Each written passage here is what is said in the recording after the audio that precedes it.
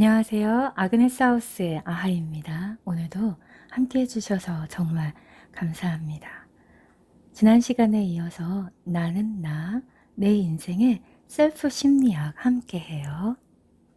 내가 아는 나, 내가 모르는 나, 내 안에 심리적 원형을 만난다. 우리 안에 있는 6가지 심리적 원형 알아봤잖아요. 내가 모르는 나가 있다. 고아 원형. 또 나의 얼굴을 찾을 때까지 방랑자 원형. 내 삶의 주인공으로 살기 위해 전사 원형. 누군가에게 기쁨이 될 때 행복하다. 이타주의자 원형. 좋아하는 것으로 자신을 정의한다. 순수주의자 원형. 다시 뜻대로 살기. 마법사 원형. 6가지가 있었죠. 책에도 나오듯이 읽어가다 보면 지금까지 어느 원형이 우리의 삶에서 가장 영향을 미쳤는지 알게 된다고 해요. 그리고 어느 원형이 우리의 지금 모습보다 더 큰 자유와 성취감을 얻게 해줄지도 알게 된다고 합니다. 그 중에서 오늘은 고아 원형에 대해서 알아봐요. 우리 안에 영혼을 흔들어 깨우는 영웅의 여행에는 어느 정도 위험이 기다리고 있다. 에고는 필사적으로 안전을 원한다. 반면에 영혼은 진정한 삶을 살고 싶어 한다. 한 가지 진리는 이것이다. 위험 없이는 진정한 삶을 살 수 없으며 고통 없이는 깊어질 수 없다는 것.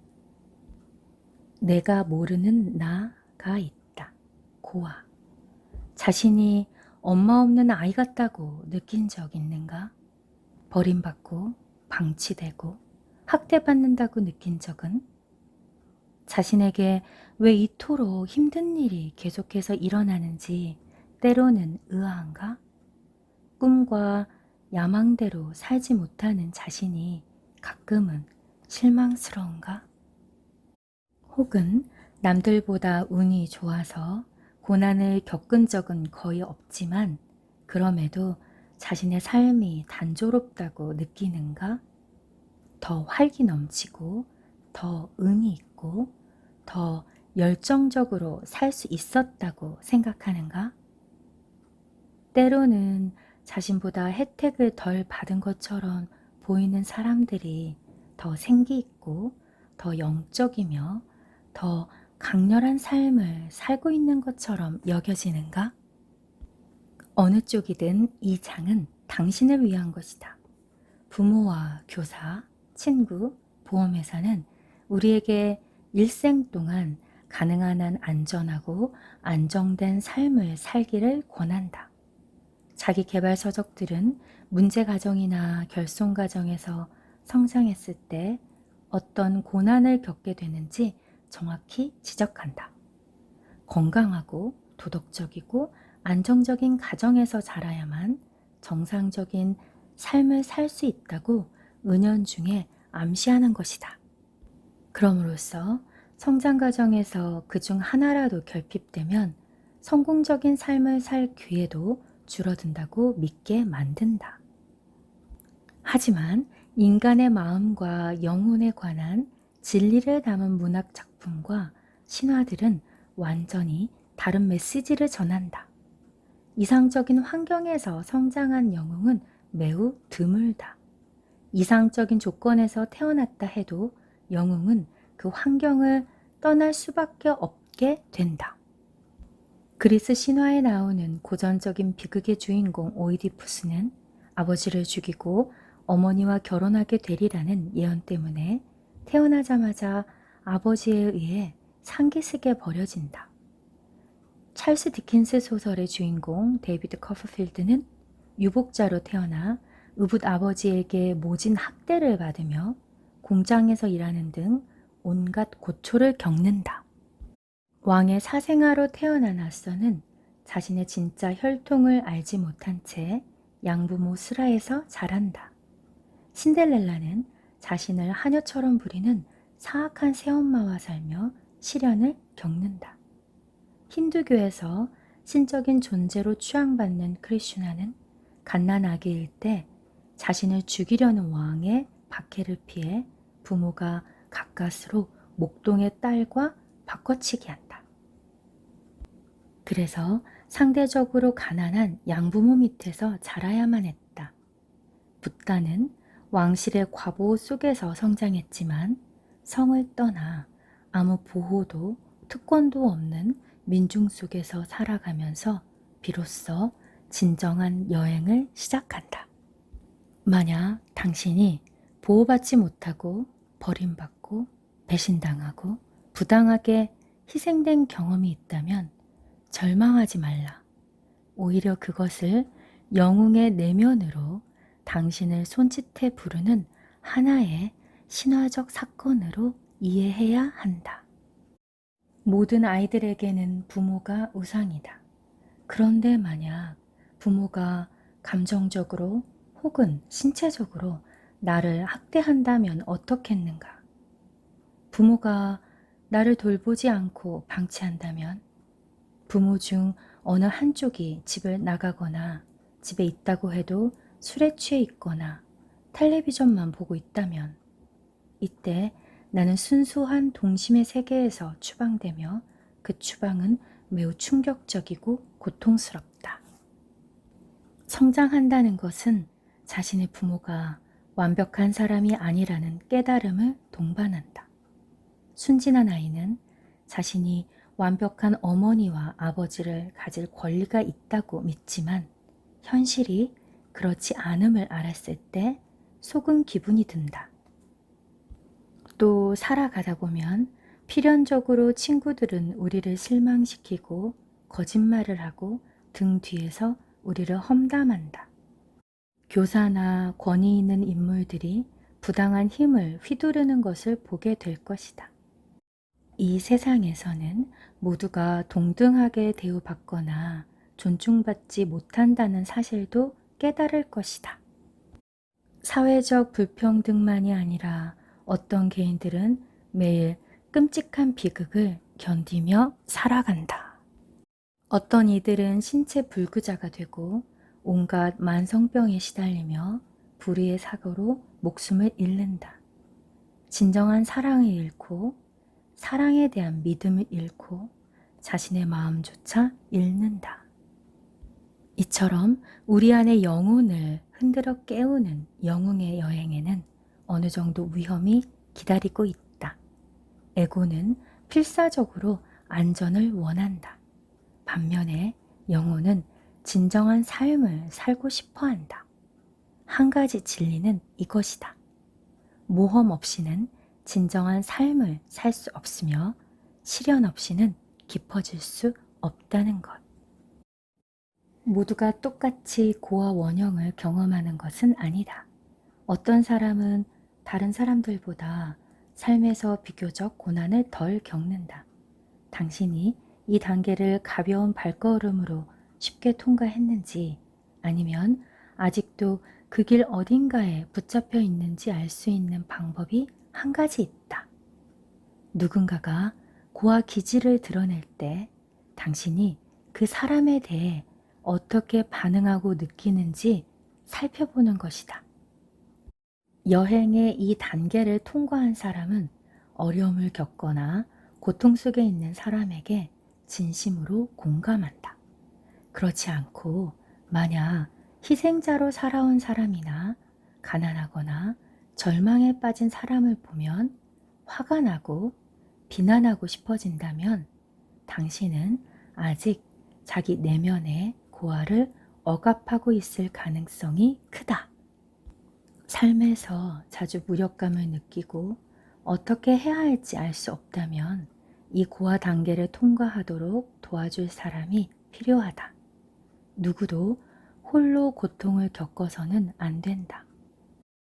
우리 모두는 상처 입은 사람들이며 누구나 불완전한 존재이다. 이 사실을 받아들이는 것이 우리 안의 고아가 주는 선물이다. 따라서 우리는 서로를 필요로 한다. 단순히 위안과 지지를 받기 위해서가 아니다. 우리는 저마다 커다란 퍼즐의 한 조각이며 누구도 모든 해답을 갖고 있지는 않기 때문이다. 삶이 무척 힘들었거나 문제 많은 가정에서 성장했다면 여행의 이 단계를 통과할 때 심리 상담사의 도움이 필요할 수도 있다. 오늘날에는 원초적인 고아 원형에 붙잡혀 있는 사람이 매우 많다. 그들은 자신이 언제 무력감을 느끼는지조차도 모르고 도움이 필요하다는 사실도 인정하지 않는다.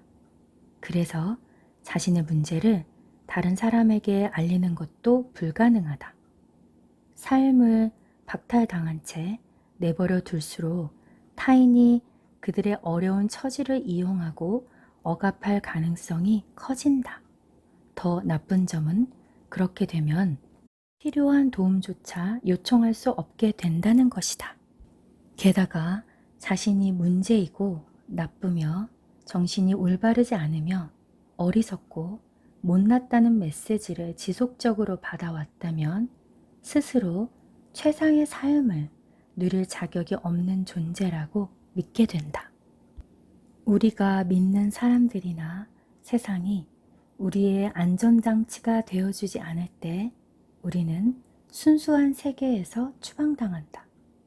어린아이의 순진함을 간직한 사람은 배우자나 동반자가 자신을 편안하게 보호해 주기를 원하며 또 당연히 그래야 한다고 믿는다.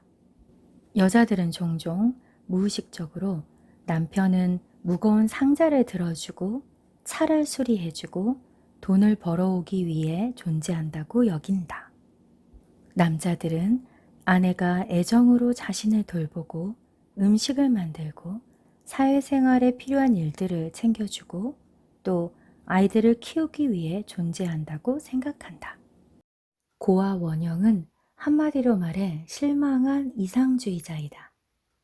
세상에 대한 이상이 높을수록 현실은 더 좋지 않게 나타난다.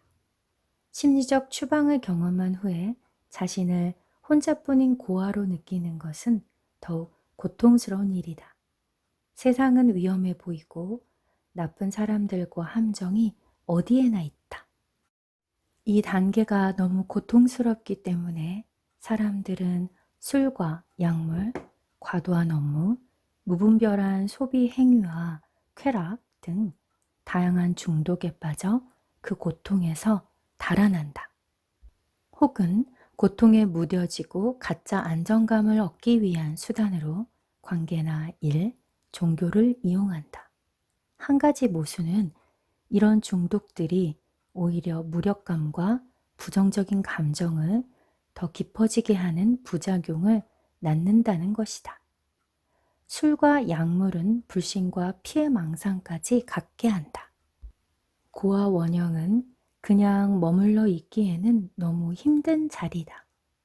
고아에게 주어진 발달 과제는 어린아이 같은 순진한 세계에서 벗어나 고통과 아픔과 결핍과 죽음이 삶의 피할 수 없는 부분임을 배우는 일이다. 역설적으로 들리겠지만 추방을 겪은 고아가 할 수 있는 진정한 영웅적인 행동은 자신의 아픔, 실망, 상실을 있는 그대로 오롯이 느끼는 것이다. 즉, 자신이 고아라는 사실을 받아들이는 것이다. 이렇게 하려면 진심으로 슬퍼하면서 자신의 삶에 다른 사람들이 필요하다는 사실을 솔직히 인정해야 한다. 나는 지금 고통 속을 헤매고 있어. 어떻게 해야 할지 모르겠어. 라고 용기 있게 인정하는 것이 허세를 부리거나 실망해서 다른 사람에게 분풀이하는 것보다 더 영웅적인 행동이다. 몇 해 전 나는 심리치료사와 함께 워크숍을 주관한 적이 있다. 그 심리치료사는 참가자들을 깊은 카타르시스로 이끌었다. 사람들은 소리내어 울고 주먹으로 베개를 내리치면서 자신이 그동안 실망했던 일, 이용당하고 희생당해온 일들을 이야기하며 얼마나 애정에 굶주렸고 무력감을 느꼈는지 고백했다. 이 작업은 참가자들이 자신의 고통과 분노를 마주하는 두려움을 떨쳐버리는데 많은 힘이 되었다. 그렇게 하자 이제는 그것들이 더 이상 크게 느껴지지 않았다. 또한 고통을 억누르거나 다른 사람에게 분노를 쏟아낼 필요가 없음을 깨닫게 되었다. 안전한 환경에서 그것을 솔직하게 표현하는 것으로도 충분했다. 심리 전문가들의 의견과 마찬가지로 나 역시 과거에 학대받은 경험이 있는 사람들이 반드시 모든 상처를 다 꺼내야 한다고 생각하지는 않는다. 그렇게 하는 것은 너무나 고통스럽다. 다만 여전히 고통받고 있다는 것을 부정하지 않고 표현하는 것으로 충분하다. 또다시 견딜 수 없는 공포와 슬픔과 절망의 감정으로 되돌아갈지도 모른다는 두려움 때문에 숨죽일 필요 없이 지금 이 순간에 느끼는 감정을 솔직하게 표현하면 된다. 모든 고통을 다 꺼내 또다시 경험하는 것은 트라우마가 반복될 수도 있다. 그런 경우에는 그때는 그때이고 지금은 지금이라고 자신에게 상기시킴으로써 여행을 계속해 나갈 수 있고, 그럼으로써 내면의 다른 협력자 원형들이 표면에 등장하게 할 수 있다. 하지만 어떤 사람들은 그 단계에 계속 머물러 있기를 원한다. 그들은 분노를 쏟아내면서 자신이 희생자라는 것을 구실로 삶이 요구하는 정상적인 책임과 의무를 회피한다. 무엇보다 마음의 균형을 찾는 것이 중요하다. 추방은 절대로 삶의 전부가 아니다. 고아는 그저 우리가 거쳐가야 하는 많은 원형들 중 하나일 뿐이라는 사실을 잊지 말아야 한다. 일반적으로 고아는 마음 깊은 곳에서 자신이 문제에 처한 것을 자기 탓이라고 믿는다. 그렇기 때문에 고아들은 종종 학대를 참고 견딘다. 특히 그 학대가 그 자신을 위한 것이라는 말을 들으면 더욱 그렇다. 한 가지 진실은 구원자 역할을 자처하는 사람도 내면에서는 고아라는 것이다. 구원자 연기를 하는 것은 자신에게는 아무 문제가 없으며 다른 사람들에게만 문제가 있다고 가장하기 위해서다. 이런 사람은 당신이 그에게 계속 의존하도록 당신의 자존감을 깎아내리기 때문에 알아보기 쉽다. 흔히 그런 사람은 당신의 두려움을 이용한다. 이 종교를 믿지 않으면, 이 심리요법이 아니면, 혹은 이 정치운동을 따르지 않으면 죄에서 헤어나지 못하거나 회복할 수 없는 병에 걸리거나 세상이 망하게 될 것이라고 주입시킨다. 처음에는 헌신적인 구원자로 보이던 남자가 아내나 여자친구에게 자신이 아니면 아무도 그녀를 사랑하지 않을 것이며 그녀 혼자 힘으로는 결코 세상을 헤쳐나갈 수 없다고 믿게 만드는 경우도 있다. 남편이나 남자친구가 너무 못나고 구제불능이어서 자신이 아니면 아무도 그를 견디지 못할 것이라고 믿게 만드는 여성도 있다. 이런 관계에서는 감정적인 학대가 폭력으로 이어지기도 한다. 구원자 역할을 맡은 사람은 자신의 고통을 회피하기 위해 다른 사람의 고통을 이용하지 않아야 한다는 것이 돌봄의 윤리이다. 오랜 기간 자신의 성장과 완성을 위해 진지하게 노력해 왔거나 동료 여행자로서 자신의 약한 모습을 다른 사람들에게 위선 없이 내보일 수 있는 사람이 아니면 그 누구도 섣불리 다른 사람의 상담자가 되려고 해서는 안 된다. 실제로 자신의 약한 모습과 고통을 스스럼 없이 나누는 동료나 친구들과 함께하는 것이 자신 안의 고아가 가진 문제를 해결하는데 많은 도움이 된다. 그렇게 하면 누군가에게 구원자 역할을 떠넘길 위험성이 줄어들고 누구나 강한 면과 약한 면을 가지고 있다는 사실을 배우게 된다. 그 결과 모든 것을 다 갖춘 사람과 그렇지 않은 사람이라는 이분법의 틀로 사람을 바라보는 방식에서 벗어나게 된다. 고아 단계를 넘어 앞으로 나아가기 위해서는 먼저 고아의 심리를 온전히 경험해야 한다. 이는 자신 안의 고통, 절망, 비꼬인 마음을 회피하지 않고 있는 그대로 마주하는 것을 의미한다. 심리치료나 정신분석을 통해서든 혹은 우정을 통해서든 사람들이 자신의 이야기를 할 때 고통의 원인이 그들 외부에 있음을 볼 수 있도록 이끌어야 한다. 즉, 어린 시절의 상처나 사회 환경 혹은 부모에게서 그 고통이 비롯된 것이지 자신의 잘못이 아닌 것이다.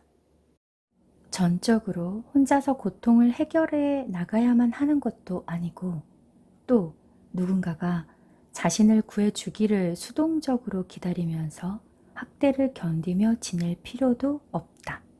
필요할 때 도움을 청하는 것은 부끄러운 일이 아니다. 심리적으로 매우 안정되어 보이는 사람들도 그렇게 한다. 고아 원형에 머물러 있는 사람에게 힘을 주는 필수적인 사항들은 다음과 같다. 첫째는 사랑, 즉 보살핌과 관심을 보여주는 개인이나 모임이다. 둘째는 자신이 처한 상황을 부정하는 심리적 방어를 극복할 수 있도록 자신의 이야기를 되풀이해 말할 수 있는 기회이다. 술을 끊고 문제에서 벗어나고 집을 떠나고 구조되기 전까지 얼마나 고통을 겪었는가를 이야기할 수 있어야 한다.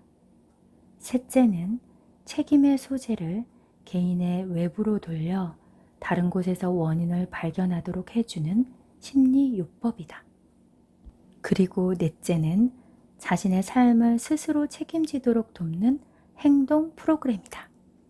고통을 느끼도록 자신에게 허용하는 것 또한 중요하다. 지금까지의 삶이 극도로 힘들었음에도 사람들은 고통을 너무 두려워한 나머지 종종 고통을 차단시킨다. 그러나 심리적으로 안심할 수 있는 만남과 모임 안에서 고통을 털어놓음으로써 고통으로부터 자유로워지는 길을 발견할 수 있다. 또 심리치료사, 종교 지도자, 모임 활동으로부터 용기를 얻어 자신의 삶에서 오는 두려움을 억압하지 않고 있는 그대로 온전히 느낄 수 있다. 매우 평탄한 삶을 살아온 사람 역시 자신에게도 나름의 고통이 있으며 그것을 표현할 권리가 있다는 사실을 이해하는 기회가 필요하다. 비록 다른 이들이 겪은 고통만큼 크지는 않더라도 말이다.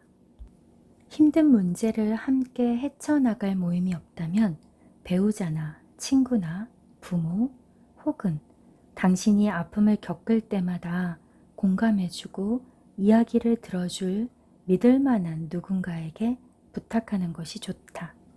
당신이 소리를 지르거나 심지어 다른 사람들을 비난하더라도 그냥 두라고 그 사람에게 부탁한다.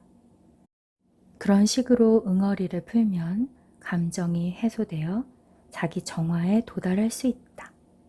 그 다음에는 마음을 진정시키고 차분하게 앉아 명상하며 자신이 무엇을 생각하고 무엇을 행할지 결정한다.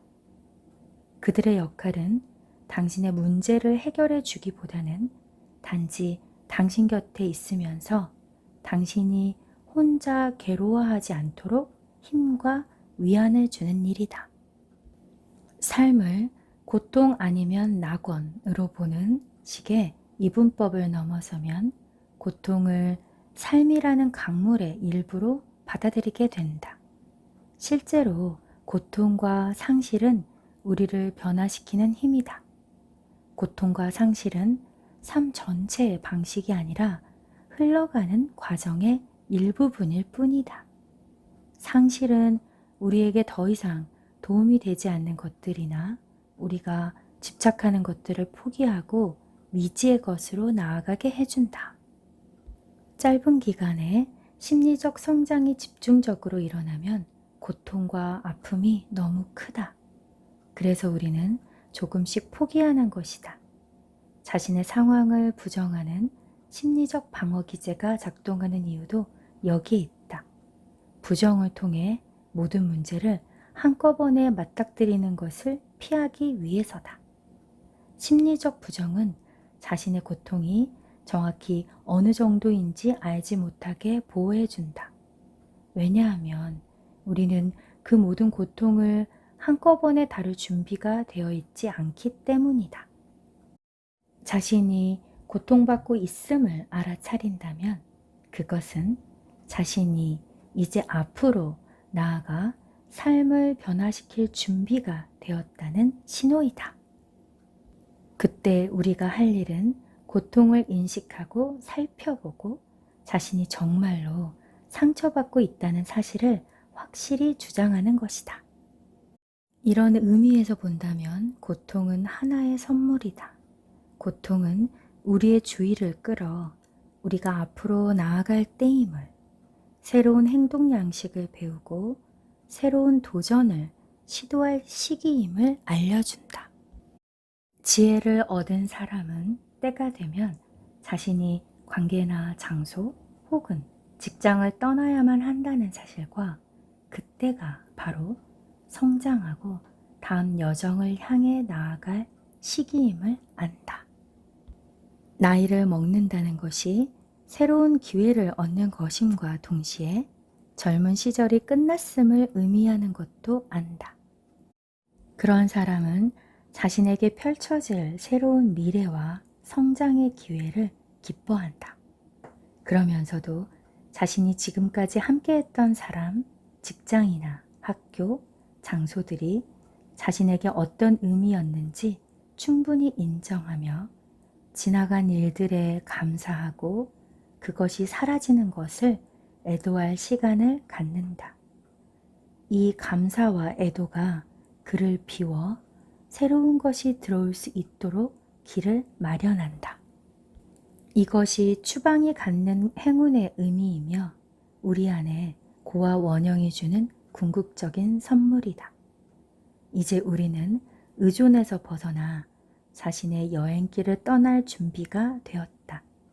그 길에서 우리는 경험을 통해 배울 것이다.